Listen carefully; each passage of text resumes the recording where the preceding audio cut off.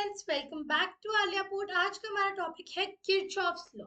तो first of all Kirchhoff's law, अब ये लॉ किस चीज के लिए होता है? इलेक्ट्रिक सर्किट्स को सॉल्व करने के लिए किरचॉफ्स लॉ को बहुत यूजफुल माना जाता है।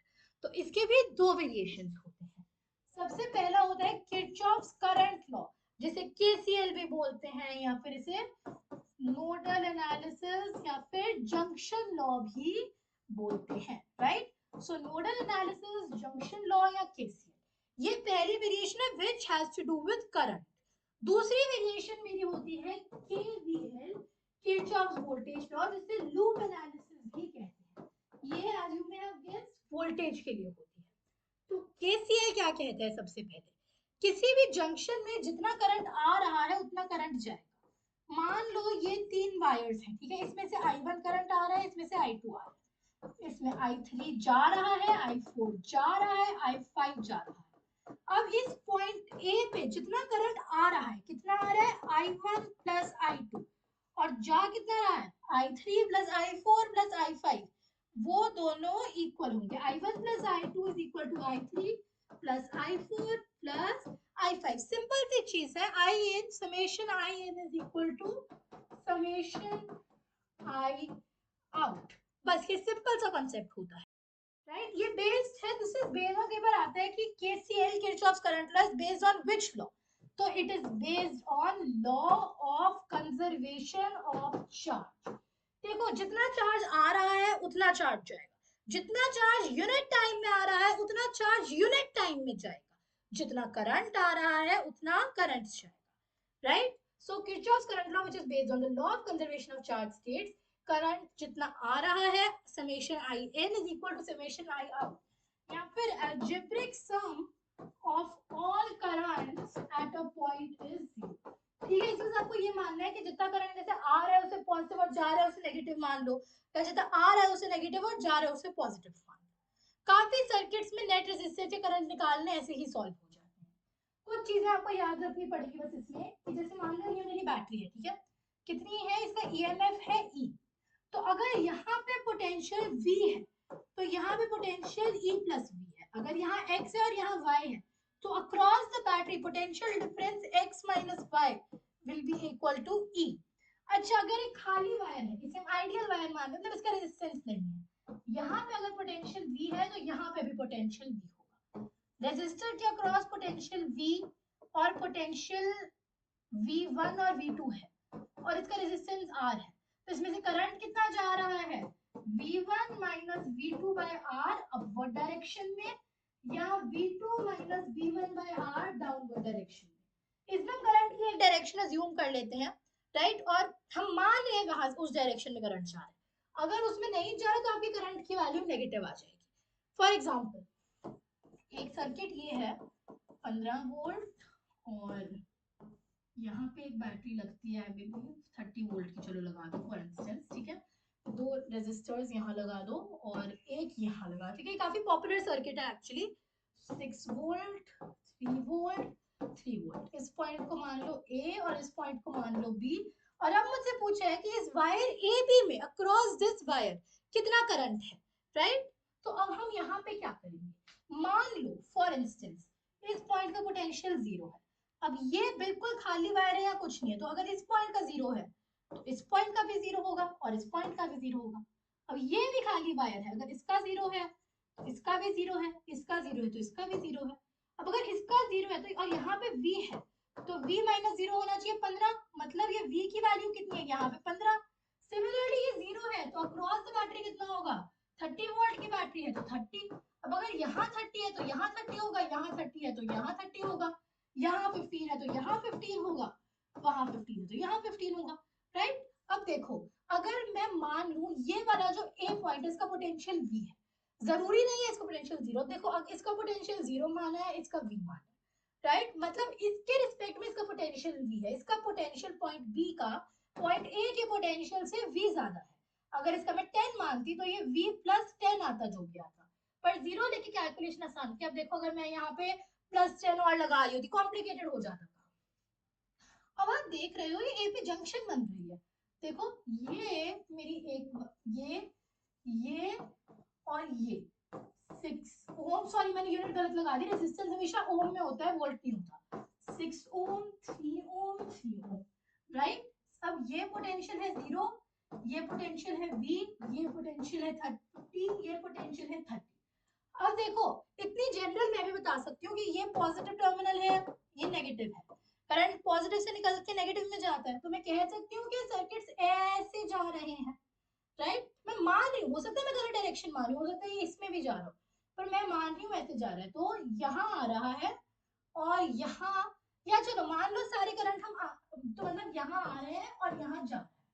अब देखो, ये इसका ये 15 के पोटेंशियल से V के पोटेंशियल पे जा रहा है, तो V माइनस 15/6, यहाँ से इतना करंट जा रहा है, यहाँ पे कितना जा रहा है 30 से V जा रहा है, तो V माइनस 30/3, यहाँ कितना जा रहा है V से 0, तो V/3।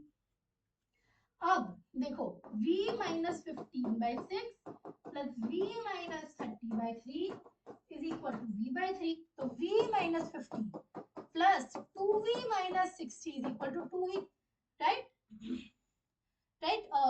अच्छा, अब यहाँ पे मैं और क्या कह सकती हूँ कि यहाँ पे, अच्छा एक चीज, तो सॉरी ऐसे से जो माइनस V/3 लगेगा, ठीक है, सो माइनस V/3 और ये बना -2, तो V plus 2V minus 75 is minus 2V, तो 5V is equal to 75, V is equal to 15। अब आप देखो, अगर ये पोटेंशियल, अब ये मेरा रेजिस्टर था, इस वायर में मुझसे पूछा, यहाँ का पोटेंशियल 0 है और यहाँ का 15 है, ये 3 ओम है, तो करंट कितना होगा 15 माइनस 0/3, मतलब 5 एम्पियर।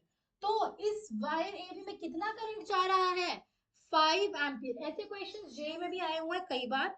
अच्छा, एक और क्वेश्चन है सर्कुलर वायर वाला, ठीक है, ये मेरी एक वायर मान लो, ठीक है, ये, और यहाँ मेरा एक बैटरी लगी हुई है यहाँ पे, राइट, कितने की लगी हुई है 6 वोल्ट की, और एक मेरा रेजिस्टेंस लगा हुआ है यहाँ पे 3 ओम का, ठीक है। अब यहाँ से मैंने क्या किया, ये एक 2 ओम का, ये 1.5 ओम का, और ये मान लो आप 6 ओम का, चलो, और मुझसे पूछे कि टोटल करंट कितना इस सर्किट में फ्लो कर रहा है। टोटल करंट जब पूछे, देखो यहाँ से अगर आई करंट निकलेगा तो यहाँ पे आई करंट ही वापस आएगा, मुझसे पूछे ये आई की वैल्यू कितनी है। अब देखो, अगर मैं मान लूं कि एट दिस पॉइंट, तो मान लो इस पॉइंट पे पोटेंशियल 0 है, तो इस पॉइंट पे कितना होगा 6, मतलब इस पॉइंट पे भी 6, इस पॉइंट पे भी 6, और इस पॉइंट पे यहाँ 0 तो यहाँ 0, मतलब इस पॉइंट पे 0 और इस पॉइंट पे 6, इसलिए भी करंट कितना जा रहा है 6 माइनस 0/3, 2 एम्पियर। तो चलो 2 एम्पियर तो यहाँ से आएगा ही। अब आप देख लो कितना करंट यहाँ से वापस आ रहा है, उसमें 2 ऐड कर दो, राइट, सिंपल। ओके, ये जंक्शन है, इसका मान लो V है, 6 से V जा रहा है अक्रॉस 2 ओम, तो 6 माइनस V/2, 6 से V जा रहा है across 6 ohm is equal to V से 0 जा रहा है अक्रॉस 1.5, राइट। तो अब मैं कह सकती हूँ यहाँ पे, देखो, अब मैं किस बेस पे, अगर करंट यहाँ से जाएगा, यहाँ से आएगा और यहाँ वापस आ जाएगा, गलत डायरेक्शन अगर मैंने ली है, तो फिर मेरी करंट की वैल्यू या वोल्टेज की वैल्यू जो भी है नेगेटिव आ जाएगी, राइट, वो आ जाएगी। करंट वैसे नेगेटिव होता नहीं है, सो आई विल नो कि गलत है।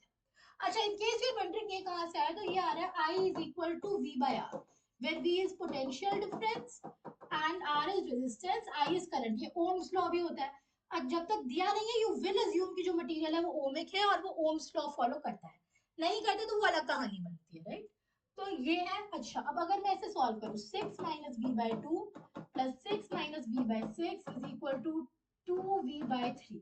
अगर मैं यहाँ 6 से मल्टीप्लाई कर दूं, यहाँ भी इंटू 6 तो 4V इज इक्वल टू, यहाँ 4V बनेगा 3 times 6 minus V plus 6 minus V, तो 4 times 6 minus V, 4 times 6 minus V is equal to 4 times V, 4 4 काटो, 6 minus V is equal to V, और V आ गया 3 वोल्ट।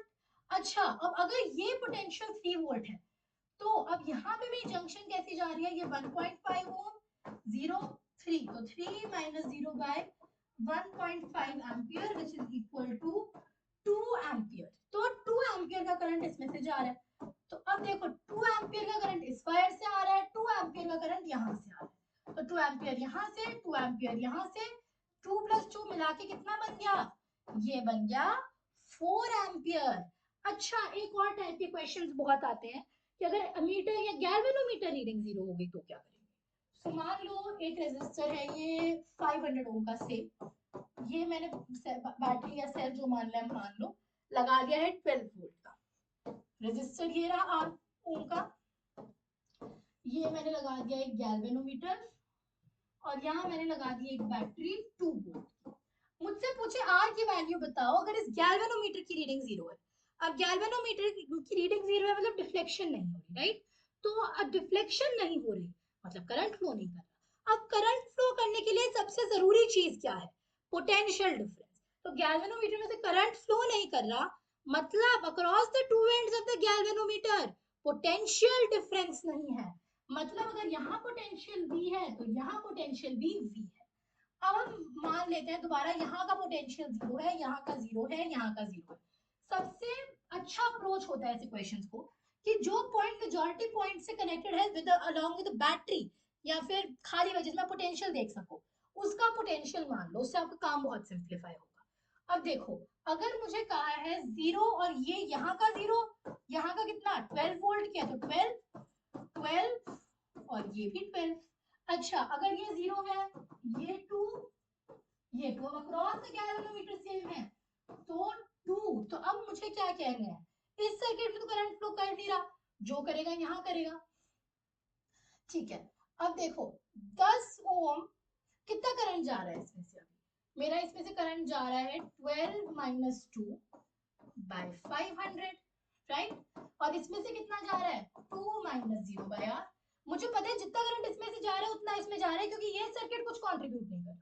इस circuit में current flow करता तो वो गैल्वेनोमीटर में से करता, इसमें डिफ्लेक्शन नहीं है मतलब इस सर्किट में करंट है, तो जितना इसमें उतना इसमें। 10/500 is equal to 2 by r। r की वैल्यू इससे कितनी आ गई 100 ओम।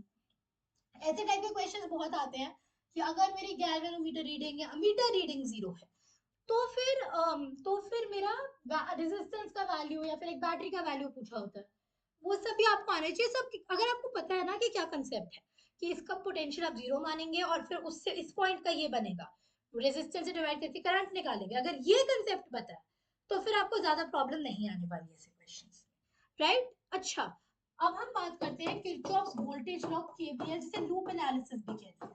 This is applicable for only close circuit. Close circuit मतलब जिसमें एक्चुअली मतलब जिसमें करंट का फ्लो प्रॉपर्ली हो पा रहा है। इसमें क्या कहता है कि total potential difference across circuit is zero, जितने पोटेंशियल से शुरू किया उतने पे खत्म करोगे। Summation of all EMFs plus summation of all current into resistance, बस जिसे ये इक्वेशन आती है वो कर लेगा। सिंपल कंसेप्ट क्या होता है, कुछ भी जैसे सर्किट है। अच्छा एग्जांपल से समझाती हूँ आपको।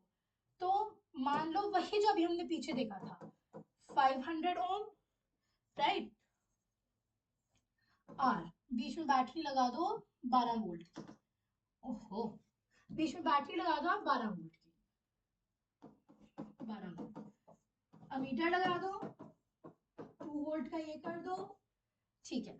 अब सिंपल सा ये कंसेप्ट अगर हम देखें तो इसमें अब मान देखो, अब इसमें कहां से मान लो यहाँ से शुरू किया, तो पहले करंट इस बैटरी में गया, यहाँ से शुरू किया तो 12 माइनस, अब देखो अगर मैं कहूँ मीटर की रीडिंग जीरो है मुझे आठ वोल्ट बताओ, वो हमारे नॉर्मल क्वेश्चन।